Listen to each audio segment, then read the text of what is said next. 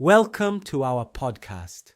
Today, we are diving deep into a fascinating topic, the audience of one, a deep dive into the theology of giving. Claire, have you ever thought about what really happens when we give an offering? That's an excellent question. Many of us view giving primarily as a way to support the church or fund a worthy cause. However, there's a much deeper dimension to it. Consider Mark 12:41, which tells us, "And Jesus sat down opposite the treasury and watched." This image is profoundly significant. It reveals that Jesus himself was observing how people gave, making our giving an act of worship before him. Exactly. In our study of the first commandment, we learn that money is the primary competitor for the throne of the human heart. Contentment is the antidote to materialism. But how do we move from simply not loving money to actively worshiping God with it? The answer is profound. It's a theological mystery that runs from Genesis to Revelation. Jesus Christ is the personal recipient of every offering. When we give, we're not just funding a budget, we're participating in a liturgy where Christ himself stands as the high priest to receive our offering. That brings us to our first point, the mystery of Melchizedek, the living receiver. Claire, can you explain the biblical precedent for Jesus receiving our tithe?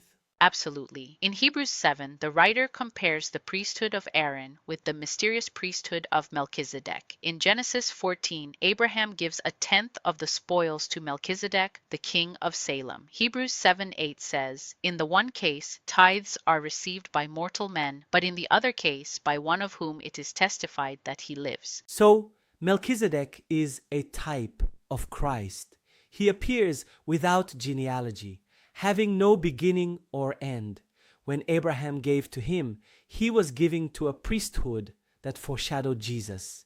The verse suggests a spiritual reality. Jesus is the one who lives. When we give today, we're not giving to mortal men, but to the living Christ. Our giving is a transaction between our heart and the living Christ.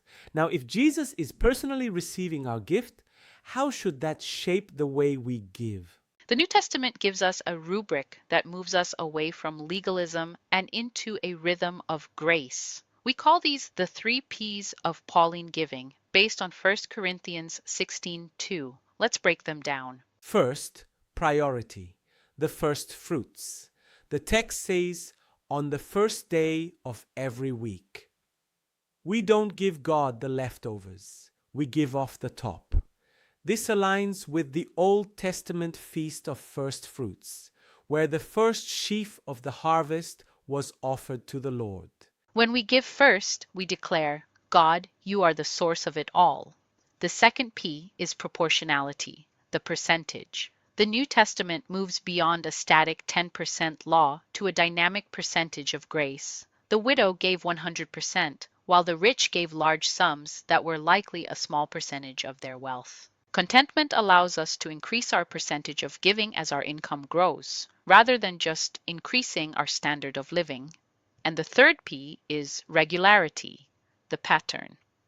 The text says, "Each one of you is to put something aside." Giving is a spiritual discipline, not just an emotional impulse. Systematic giving protects our hearts from greed by making generosity a non-negotiable rhythm of life. Now let's talk about the audience of one, Jesus at the treasury. Mark 12:41 says, "And Jesus sat down opposite the treasury and watched the people putting money into the offering box." He didn't just glance, he sat down to observe. He was the audience of one. He saw the rich giving large sums, but he also saw the widow who gave 2 copper coins, all she had to live on. Jesus didn't stop her. He received her gift as a fragrant offering. By emptying her hands of money, she was filling her heart with dependence on God. By watching, Jesus validated her worship. He showed us that the value of a gift isn't determined by its economic weight, but by its spiritual weight. So as you prepare your offering, whether it's a tithe, a mission gift, or an act of charity, pause and remember Hebrews 7 and Mark 12. You're not just clicking a button or writing a check, you're stepping into the temple. Jesus is sitting opposite the treasury. He is the living one who receives your gift, not because he needs your money, but because he wants your heart. That's a beautiful reminder. Thanks for joining us today, everyone. Until next time, keep giving with your heart to the audience of one.